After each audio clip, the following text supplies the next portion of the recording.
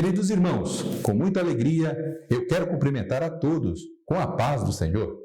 Estamos começando mais uma pré-aula da classe dos adultos da Escola Bíblica Dominical e convidamos você para ficarmos juntos aqui no nosso canal Portal Escola Dominical, o canal da EBD da Igreja Assembleia de Deus, Ministério do Belém, em Guarulhos, São Paulo.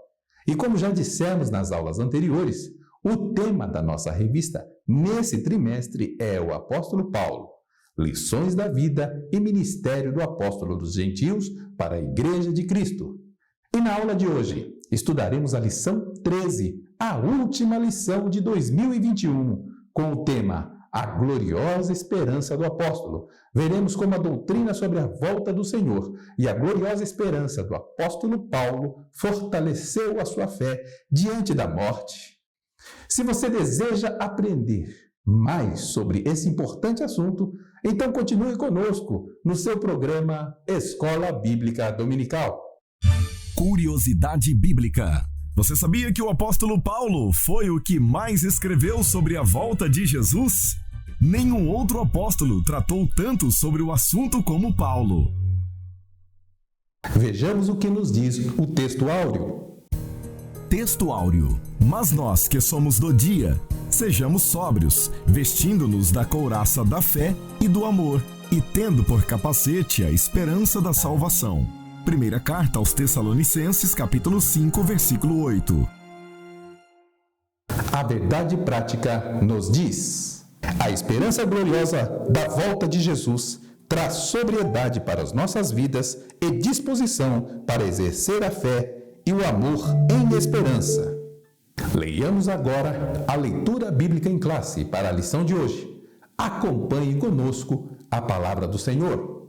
Leitura bíblica em classe. 2 Timóteo capítulo 4, do versículo 6 ao 8.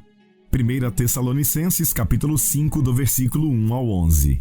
Porque eu já estou sendo oferecido por aspersão de sacrifício, e o tempo da minha partida está próximo. Combati o bom combate, acabei a carreira e guardei a fé. Desde agora a coroa da justiça me está guardada, a qual o Senhor, justo juiz, me dará naquele dia, e não somente a mim, mas também a todos os que amarem a sua vinda. Mas, irmãos, acerca dos tempos e das estações, não necessitamos de que vos escreva, porque vós mesmos sabeis muito bem que o dia do Senhor virá como ladrão de noite. Pois que quando disserem a paz e segurança, então lhes sobrevirá repentina destruição, como as dores de parto àquela que está grávida. E de modo nenhum escaparão. Mas vós, irmãos, já não estáis em trevas, para que aquele dia vos surpreenda como um ladrão. Porque todos vós sois filhos da luz e filhos do dia. Nós não somos da noite nem das trevas. Não durmamos, pois, como os demais, mas vigiemos e sejamos sóbrios. Porque os que dormem, dormem de noite, e os que se embebedam, embebedam-se de noite. Mas nós que somos do dia, sejamos sóbrios, vestindo-nos da couraça da fé e do amor, e tendo por capacete a esperança da salvação. Porque Deus não nos destinou para a ira, mas para a aquisição da salvação por nosso Senhor Jesus Cristo, para que quer vigiemos, quer durmamos, vivamos juntamente com Ele. Pelo que exortai-vos uns aos outros, e edificai-vos uns aos outros, como também o fazeis. Muito bem, conforme já dissemos, neste trimestre, estamos estudando o apóstolo Paulo, Lições da Vida e Ministério do Apóstolo dos Gentios para a Igreja de Cristo.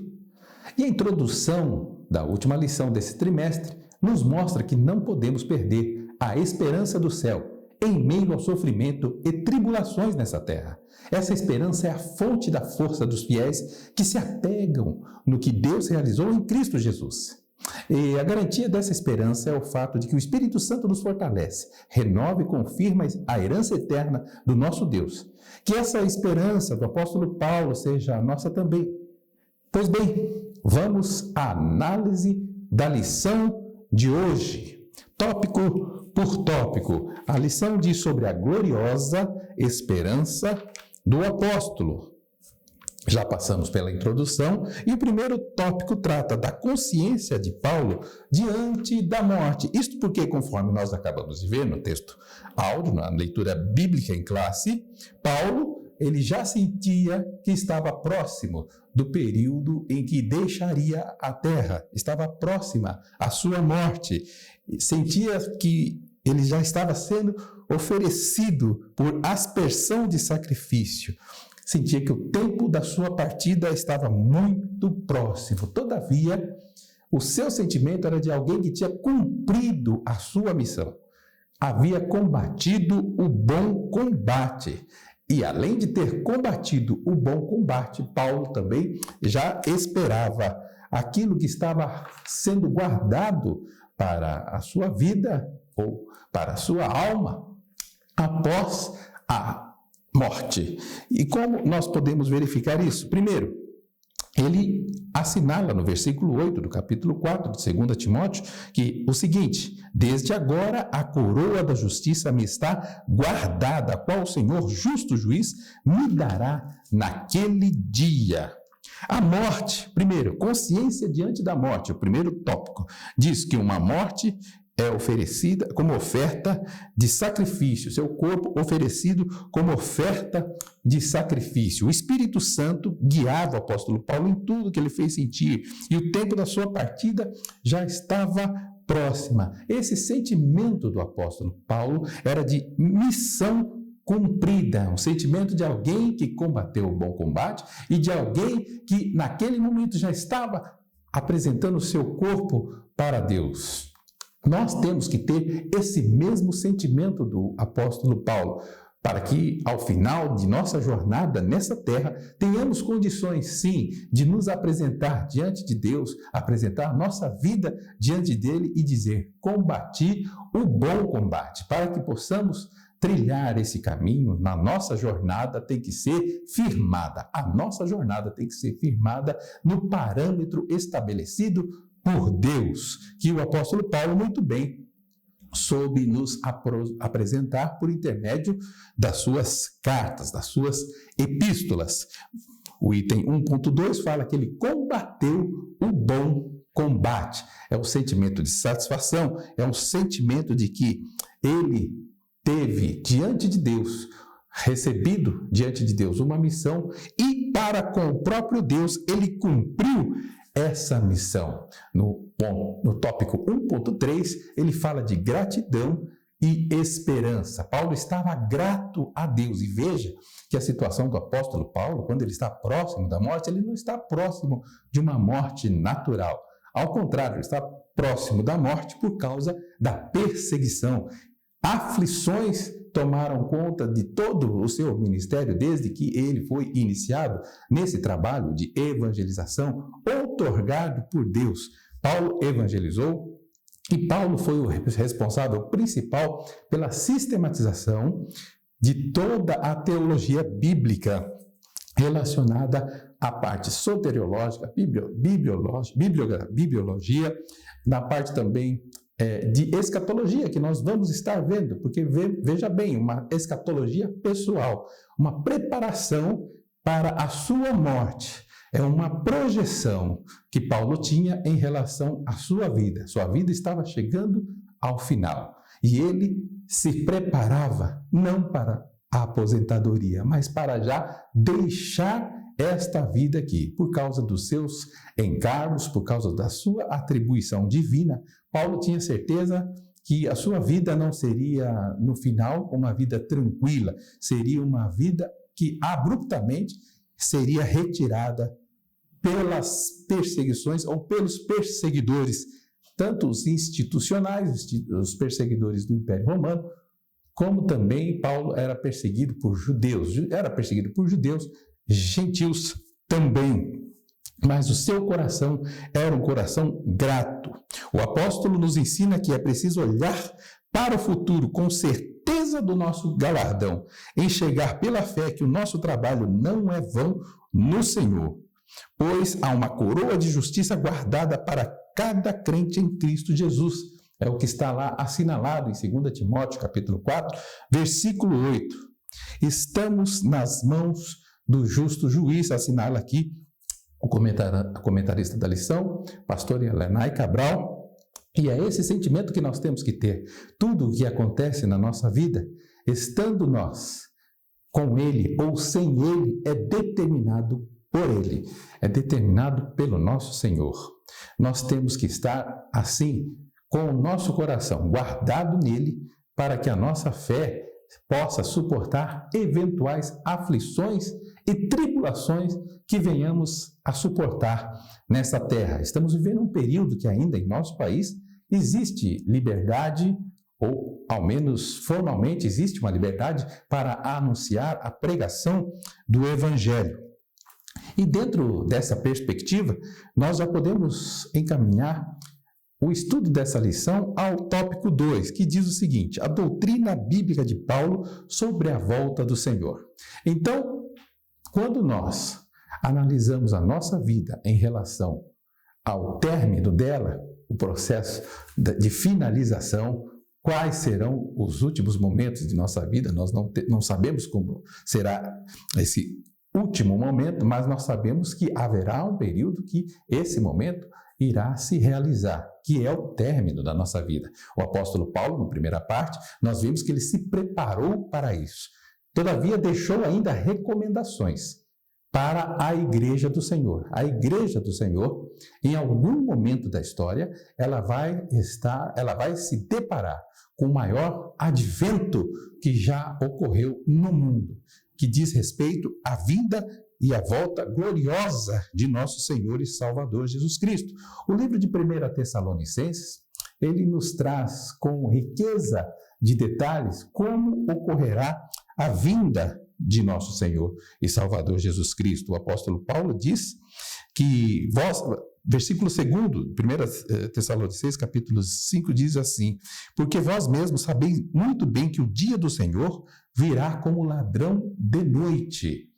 Nós estamos aqui, então, recebendo uma informação apostólica nessa epístola, que o dia do Senhor virá como o ladrão, como o ladrão de noite chega na casa de uma pessoa, ou seja, como é que acontece isso? De forma abrupta, inesperada.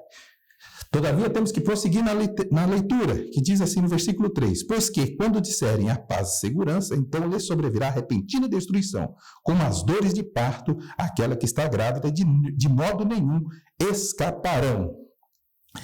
O apóstolo Paulo continua a sua dissertação acerca do que acontecerá, como essa repentina destruição acarretará em dores para aqueles que não estão aguardando a vida do Senhor. E como chegamos a essa conclusão, daqueles que não estão aguardando? Porque no versículo 4 diz o seguinte: mas vós, irmãos, já não estáis em trevas, para que aquele dia vos surpreenda como um ladrão.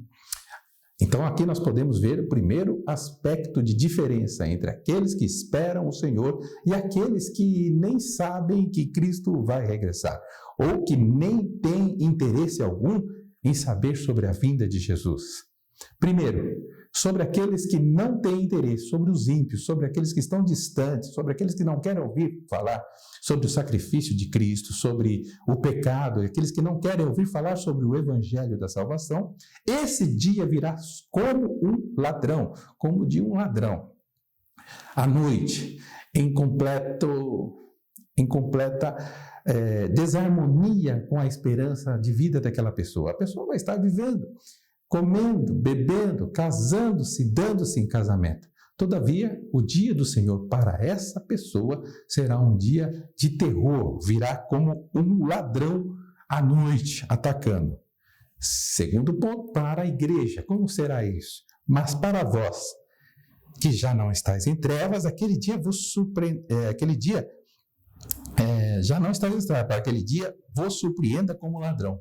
Então, não estamos mais em trevas para que aquele dia venha a nos surpreender como ladrão, porque todos vós sois filhos da luz e filhos do dia. Nós não somos da noite nem das trevas. Aqui, Paulo traz todas as recomendações acerca do nosso posicionamento em Cristo para aguardarmos a vinda do Senhor. Por quê? Porque Deus não nos destinou para a ira, versículo 9, mas para a aquisição da salvação por nosso Senhor Jesus Cristo. Então, Paulo fala aqui de muitas coisas interessantes. Primeiro, o dia da ira e a aquisição da salvação foi para que Cristo nos destinou. O tópico 2.2 fala das duas fases da vinda do Senhor Jesus Cristo. E aqui nós podemos tratar esse tema com um pouquinho de maior vagar. Haja vista que, sob a ótica e a escrita pelo apóstolo Paulo, nós vamos ter aqui uma informação de alta relevância. Deus não nos destinou para a ira. Deus não nos destinou para a ira. Então, a projeção que existe para a igreja é que a igreja não enfrentará a ira de quem? A ira de Deus. O próprio Deus, em determinado momento da história, ele vai derramar a sua ira. E no livro de Apocalipse está escrito com muita clareza que essa ira é derramada sobre aqueles que têm a marca da besta, sobre aqueles que não andaram e não trilharam o caminho do Senhor, sobre aqueles que não se arrependeram, sobre aqueles que não foram justificados, sobre aqueles que nem sequer têm ideia do que é um processo de santificação. Sobre esses está determinado que haverá ira. No capítulo 1 de Tessalonicenses, capítulo 4 e 15, existe a informação do apóstolo em relação à vinda do Senhor nas nuvens. O apóstolo nos mostra que nessa ocasião os mortos em Cristo ressuscitarão primeiro, e os vivos serão arrebatados para estarem com o Senhor nos ares. A questão da vinda de Jesus, ela é muito bem trabalhada pelo apóstolo Paulo. E nós vamos verificar que os tessalonicenses, ao ouvir a mensagem do apóstolo Paulo, no capítulo 4 e no capítulo 5 da epístola escrita, primeira epístola escrita, nos diz a história, eles, a partir daquele momento, ouvindo a palavra do Senhor, igreja diligente da forma que era, perseguida da forma que estava, já começaram ali mesmo, naquela mesma época, no primeiro século, em meados do surgimento e crescimento da igreja primitiva, já esperavam a vinda do Senhor para aquele exato momento. A vinda que seria uma vinda nos moldes que o apóstolo Paulo aqui já havia falado, tanto no livro, na primeira epístola, e com recomendações já na sua segunda epístola. Entretanto, nós vamos verificar o apóstolo Paulo, na segunda epístola já, de Tessalonicenses, capítulo 2, dizendo o seguinte, nós analisando aqui a questão da vinda do Senhor, já num âmbito um pouco mais aprofundado. Diz assim, capítulo 2, versículo 1. Ora, irmãos, rogamo-vos pela vinda de nosso Senhor Jesus Cristo e pela nossa reunião com Ele. Paulo está explicando como seria a vinda do Senhor Jesus Cristo, a que tempo se daria, como ocorreria, em quais seriam os moldes da vinda de Cristo. Por quê? Porque Paulo observa que os tessalonicenses já estavam esperando a vinda, devido à grande perseguição que eles estavam sofrendo, eles estavam esperando a vinda para aquele momento. Alguns começaram a dizer que Cristo já talvez tivesse voltado e eles já estariam ali, teriam ficado. Outros estavam desesperados, porque estavam ali já aguardando a vinda do Senhor e buscavam de qualquer forma se alinhar àquilo que o apóstolo escreveu na primeira epístola. Mas Paulo admoesta da seguinte forma, olha, diz o apóstolo, irmãos, rogo-vos pela vinda de nosso Senhor Jesus Cristo, pela nossa reunião com Ele. Está falando sobre o arrebatamento. Está explicando o arrebatamento lá de trás. Que não vos movais facilmente do vosso entendimento, nem vos perturbeis, quer por espírito, quer por palavra, quer por epístola, como de nós, como se o dia de Cristo estivesse já perto. Então Paulo faz uma ponderação aos Tessalonicenses. Calma, Cristo havia falado dos sinais que aconteceria antes da sua vida em Mateus capítulo 24. O apóstolo Paulo parece que aqui vai trazer mais algum sinal ou vai relembrar de algo que Cristo já tenha falado. No versículo 3 diz o seguinte: ninguém de maneira alguma vos engane, porque não será assim, sem que antes venha a apostasia e se manifeste o homem do pecado, o filho da perdição. Continuando, ele pôs uma vírgula aqui, o qual se opõe e se levanta contra tudo que se chama Deus ou se adora, de sorte que se assentará como Deus no templo de Deus, querendo parecer Deus. Então o apóstolo Paulo diz aqui que nós temos que estar atentos, porque nos últimos tempos, antes da vinda do Senhor, o que acontecerá? Virá a apostasia, o afastamento da sã doutrina por parte considerável da igreja, porque a apostasia ela só pode afetar aqueles que fazem parte da cristandade. Alguns, todavia, fazem parte da tal da cristandade nominal, são aqueles nominalmente crentes, aqueles que recebem o nome de crente. O que acontecerá no final dos tempos? No final dos tempos, nós veremos que muitos daqueles que declaram ser crentes em Cristo Jesus andarão por caminhos de apostasia. Esse caminho de apostasia vai se aprofundar de uma forma tão grande que ele vai abrir caminho para o aparecimento do homem do pecado, o filho da perdição. É nesse versículo aqui que nós temos o aparecimento, ou nós verificamos o aparecimento das linhas teológicas relacionadas à vinda de Jesus. Esse versículo aqui, ele suscitou o aparecimento de uma visão que entende que a vinda de Jesus está atrelada, primeiro, à apostasia e após a manifestação do homem do pecado, o filho da perdição. Qual a base para esse tipo de pensamento? A base está exatamente no que está escrito na própria palavra de Deus. Ele se opõe e se levanta contra tudo que se chama Deus. É o aparecimento do anticristo. De sorte que se assentará como Deus no templo de Deus, querendo parecer ser Deus. Não vos lembrais de que estas coisas vos dizia quando ainda estava convosco? Então Paulo está repetindo algo que para aquela igreja de Tessalônica ele já havia falado. E agora vós sabeis o que o detém, para que a seu próprio tempo seja manifestado. Então Paulo diz para aquela igreja que aquela igreja já sabia o que detinha o aparecimento, que estava detendo o aparecimento do anticristo. E até hoje existem muitas discussões acerca do que detém o aparecimento do anticristo. Boa parte dos estudiosos entende que o que detém é o Espírito Santo, porque quando o Espírito Santo levar a igreja, aí a iniquidade vai se operar num nível nunca antes visto. Outra parte da igreja entende que é a lei que detém o aparecimento do anticristo, porque quando a lei for quebrada, nada será mais inviabilizado para o querer desse iníquo. Outros entendem de diversas formas acerca do que detém, outros entendem que é o próprio Deus que está detendo.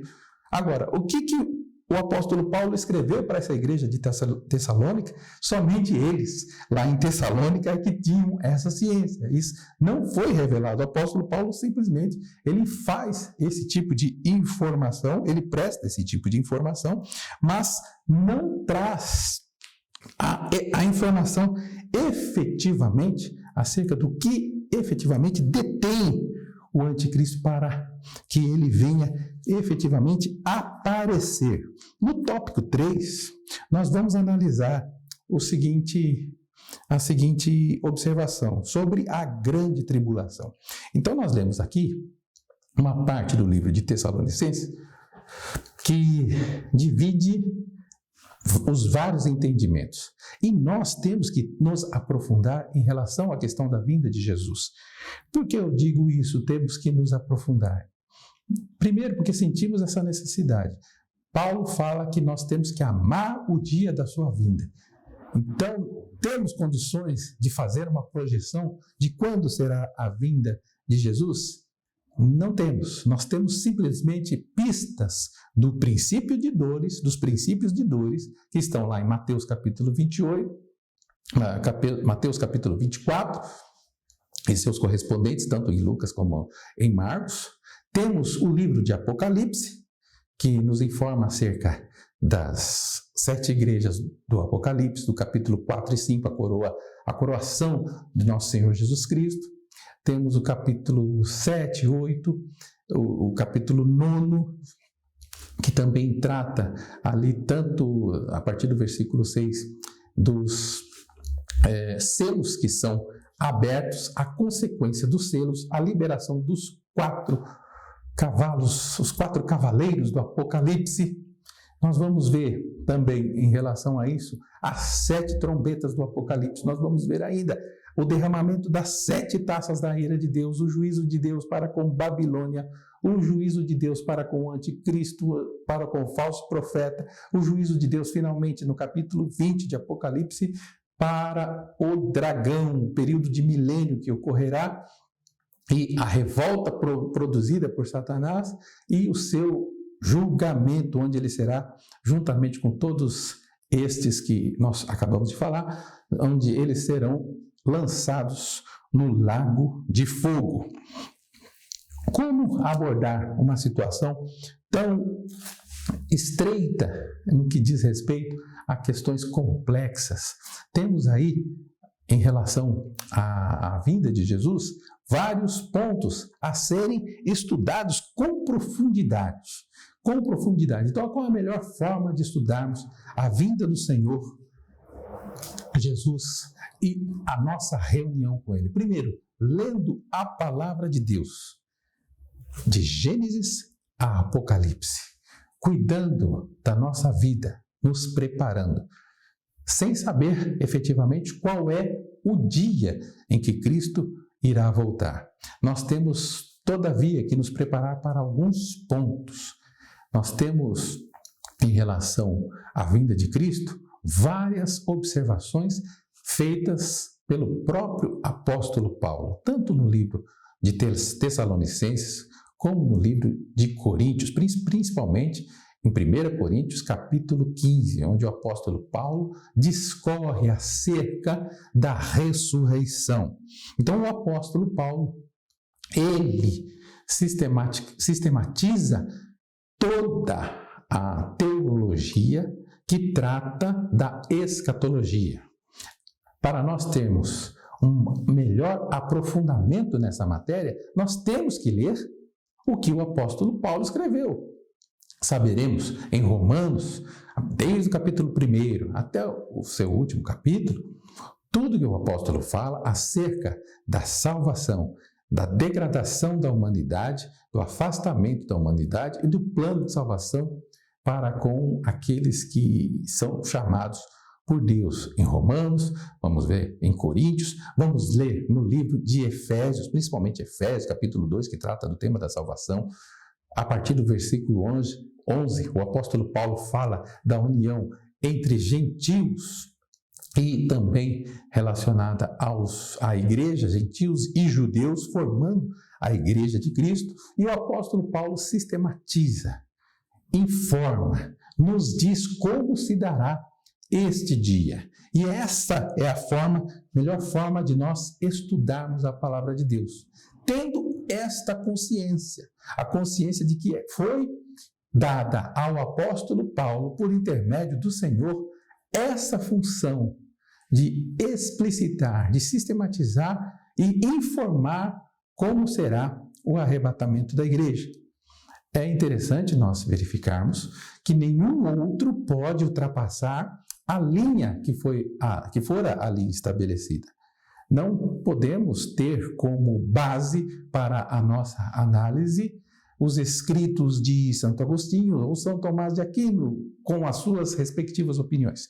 Tampouco com as opiniões expressas por João Calvino ou Martinho Lutero. Mais para frente, não pode ser John Wesley que pode nos dar as diretrizes corretas. No século XIX, nós vamos ouvir de John John Nelson Darby, esse que sistematiza também o sistema dispensacionalista, dizendo como será a vinda de Cristo. Também creio que não é o melhor caminho para nós. Por quê? Porque a Bíblia, cada autor tem a sua função. E a teologia sistemática, principalmente relacionada à vinda de Cristo, ela não pode estar atrelada ao pensamento de um homem que não tenha a autorização específica da parte de Deus para fazer isso. O apóstolo Paulo fez isso e deixou isso muito bem claro acerca de como acontecerá a vinda dele, capítulos 4 e 5 de 1 Tessalonicenses. E ele explica como ocorrerá essa vinda e como nós devemos esperar. Ele fala desse período de apostasia. Nós vivemos hoje em que período?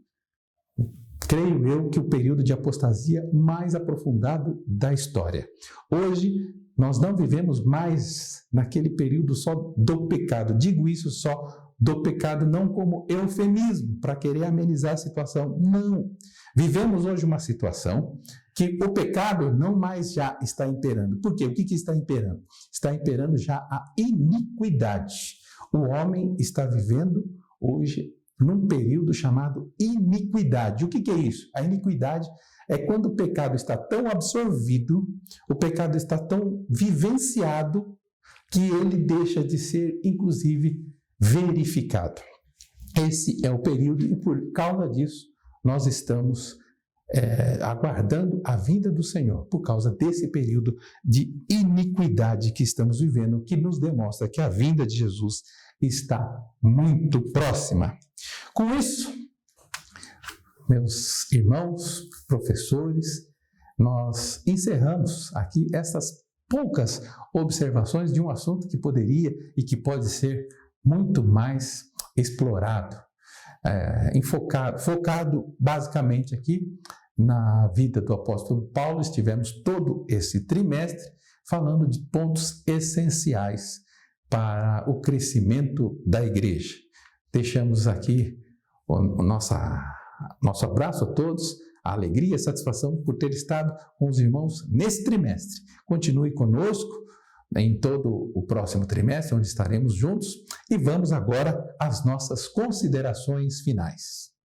A conclusão da lição de hoje nos diz que a bendita esperança de Paulo deve ser a nossa. Ao longo do ministério do apóstolo, somos estimulados a viver no Espírito e, ao mesmo tempo, em vigilância, preparando-nos para o encontro com o nosso Senhor. Que vivamos no Espírito, aguardando a sua volta com a bendita esperança, porque o Senhor Jesus pode, a qualquer momento, voltar para arrebatar a sua noiva.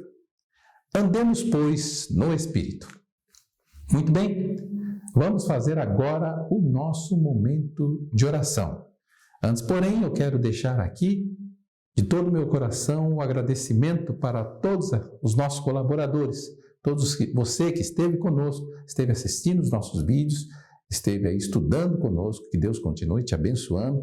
Quero agradecer a toda a equipe técnica que nos ajudou, agradecer principalmente nosso pastor Wellington Júnior pelo espaço concedido nesse ministério, que é um ministério que envolve todos os superintendentes da nossa igreja, Assembleia de Deus, no setor 19, em Guarulhos. Quero agradecer aos superintendentes, agradecer àqueles que nos ajudaram aqui no nosso trabalho especificamente, aos locutores, aqueles que estão atrás das câmeras, que Deus possa conceder a cada um bênção sem medida, saúde e paz. A todos os professores que estiveram aqui também compartilhando conhecimento, nós queremos de todo o nosso coração pedir que o Senhor continue abençoando, derramando graça e saúde sobre eles também.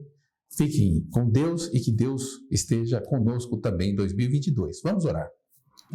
Pai bendito, querido, glorioso, amado e santo, nós, Senhor, queremos te agradecer pelo ano de 2021. Um ano, Senhor, de muita luta, mas também de muita vitória. Um ano de superação. Pai bendito e santo, nós colocamos, Senhor, nossa vida nas tuas mãos. todos os projetos, os nossos, os projetos daqueles que estão nos ouvindo, que o Senhor possa apreciar, que o Senhor possa responder da forma melhor para os corações e para os teus propósitos serem cumpridos. Deus bendito, no nome de Jesus, nós te agradecemos por 2021 e pedimos que nos capacite para enfrentar 2022, em nome de Jesus. Amém. Muito bem, chegamos ao final de mais uma pré-aula e hoje aprendemos algumas importantes lições sobre a gloriosa esperança do apóstolo Paulo.